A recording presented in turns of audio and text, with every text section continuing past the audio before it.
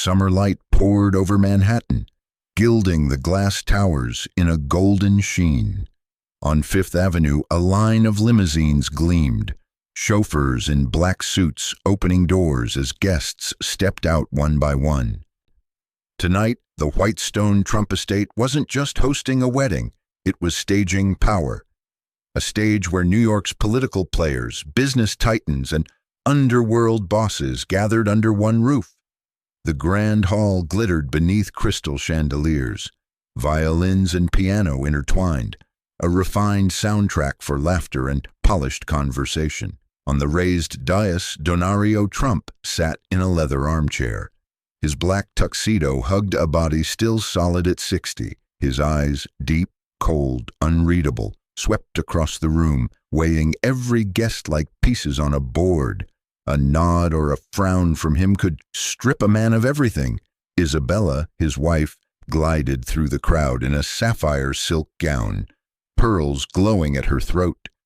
She spoke warmly, but her gaze measured every corner like a conductor behind the curtain. Lucia, their daughter in ivory lace, turned more than a few senators silent as she passed. Her smile was soft, but her bright, sharp eyes betrayed her father's intellect. Marco, the eldest son, kept to a corner, fist tight around a whiskey glass, eyes burning. He didn't care for parties. Marco understood a simpler language: blood, blades, and the silence of the grave. The ceremony ended to thunderous applause. Red wine flowed freely. One by one, guests approached the couple with gifts. But these were no ordinary gifts. They were tokens of allegiance, emblems of class and power. An Italian magnate presented a handcrafted silver Florence sculpture. A banking tycoon laid down a diamond-studded Patek Philippe. A Las Vegas boss offered a Baccarat decanter filled with Louis XIII cognac. A New York politician unveiled an 18th-century oil painting from a closed-door auction. Each gift was an introduction, a pledge of loyalty, a reminder, I am here, and I want my seat at Donario's table. It was a parade of excess. Crystal light danced off gold, silver, and diamonds. Donario nodded without emotion. He knew the true weight of these offerings wasn't money. It was obedience. Then came Garrido, the Chicago boss. He strolled in, pinstripe suit, blood-red tie, smile curling with menace. Most men looked away. Everyone knew Garrido never brought anything without a blade hidden inside. He set a velvet box on the table. "A gift worthy of the occasion," Garrido said, voice pitched just loud enough. The lid snapped open. A rare bottle glistened inside, its neck wrapped in silver, amber liquid glowing through flawless crystal. But that wasn't what froze the room. Wrapped around the bottle was a small stuffed tiger, arms clinging tight, glass-bead eyes staring wide and innocent. A few guests chuckled nervously. Others fiddled with ties or raised glasses to mask their faces. The insult was clear. The Trump family thought themselves tigers, but in truth, they were toys, harmless, even when clutching treasure. Marco's face flushed crimson. He shot up, chair crashing, whiskey spilling. In a flash, he seized Garrido by the collar, yanking so hard the red tie nearly strangled him. "This is Trump ground," Marco roared. "You dare bring this trash into my father's house?" Garrido only smiled. "A joke, Marco." A sweet little tiger hugging a rare bottle. You don't laugh on a wedding day? Soldiers from both sides surged forward. Shoes thundered, tables toppled, women screamed. In seconds, the opulent hall was a tinderbox of violence. Lucia froze. Isabella shrieked, but Donario didn't move. He stayed seated, unreadable, watching only Marco, then the slightest nod. At once, Enzo Moretti stepped in. His hand landed firm on Marco's shoulder, a squeeze that spoke louder than words. Marco understood. His father's order, stand down. Rage still boiling, he released Garrido, shoving him back into the banquet table. Garrido straightened his collar, grin unbroken, and strolled away as if nothing had happened. The music crept back, strings scraping to fill the silence, but no one forgot the stuffed tiger clutching the priceless bottle. It wasn't just mockery, it was a declaration of war, delivered in the heart of Trump's wedding. Donario rose, set his glass down. He said nothing, but his eyes swept the room like a blade of ice.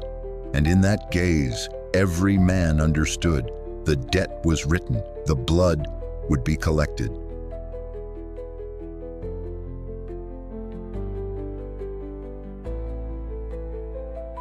Dawn at the Newark docks was unlike anywhere else. Light shredded by oil smoke and salt mist fell in broken shards across the steel graveyard of containers. Ship horns groaned, heavy and endless, the heartbeat of a city that never truly slept. This was the hidden artery the Trump family controlled, half legal, half criminal. Donario Trump stood in his high office, gazing through wide glass walls at the port below. His hand rested lightly on a walnut desk, but his eyes followed each container, lifted and dropped. To him, they weren't steel boxes. They were numbers, contracts, vertebrae in the spine of an empire. Enzo Moretti entered, solid frame in a plain black suit. "Boss, there's trouble in Brooklyn. A crew wants a bigger cut. After what happened at the wedding, they think we're weak." Donario didn't turn from the window. Men only ask for more when they think control has slipped. "Show them who really holds the gate." Enzo nodded, then hesitated. "And Marco?" Donario paused, silence stretching. "He's still fire. But fire without a hearth only burns itself. I'll speak to him later, Manhattan, the foundation office." Lucia Trump stood before a tall mirror, beige suit tailored, hair pinned, lips painted faintly red. Behind her, the slogan of the Trump Foundation glowed, "From darkness, we bring light." Isabella entered with a steaming espresso. "Are you ready for the press conference?" Lucia nodded, eyes sharp with something more than duty. "I won't just talk about scholarships and hospitals. I want to show we're rebuilding our image. People must see the Trumps don't only rule in shadows." Isabella sighed softly. "My dear, the brighter the light, the sharper the shadow. Every look of admiration today can turn into a blade tomorrow." Lucia pressed her lips. "If I don't step forward, who will?" "Marco." Isabella said nothing. She only laid a hand on her daughter's shoulder, eyes carrying both pride and fear. Brooklyn, an underground bar. Marco sat in a dark corner, whiskey glass long drained, smoke curling around him. Bruises from last night's brawl still marked his face. In his mind, the stuffed tiger still clung to that rare bottle, Garrido's mocking laugh echoing. A Cuban with slicked hair and an open shirt leaned close. "Your father stopped you from striking back. He wanted dignity at the wedding." Marco's voice was raw. "Dignity?" Garrido spat in our faces. "Maybe," the Cuban shrugged, "but the old man believes in patience. Out here, I don't. The only law is this: strike first or die." Marco clenched the glass so hard it nearly cracked. Patience, strategy, waiting. His father's words rang in his head like an insult. He shot up, eyes blazing. "If he won't act, I will." That night, Brooklyn warehouse Enzo Moretti stepped inside with two men. 3 tattooed thugs waited, smirking. One sneered, "Tell Trump this. If he wants goods through Brooklyn, he pays double." His throne days are over. Enzo slid off his gloves, set them on the table. No shouting, only calm words. "You forget yourselves. Brooklyn belonged to Trump before you even knew how to light a cigarette." The room fell silent. One thug snickered until steel flashed. A stiletto gleamed under the weak yellow bulb. "This isn't negotiation," Enzo rasped. "This is a reminder." A strangled cry cut the air. Then silence. Blood dripped onto concrete.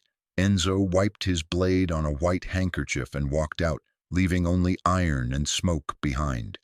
Fifth Avenue, Trump Estate. Donario stood alone at the window, Manhattan glowing beneath. In the city's lights, he saw his three children as three diverging paths. Marco, fire, fierce and reckless. Lucia, light, desperate to cleanse the family name. Isabella, a mirror, reflecting both devotion and doubt. He lifted a bourbon, took a slow sip. In the glass, the reflection of a man from the poor alleys of Naples looked back. Now Donario Trump, a name the city held its breath for. He whispered, almost to himself, "We will step into the light, but the darkness will always follow."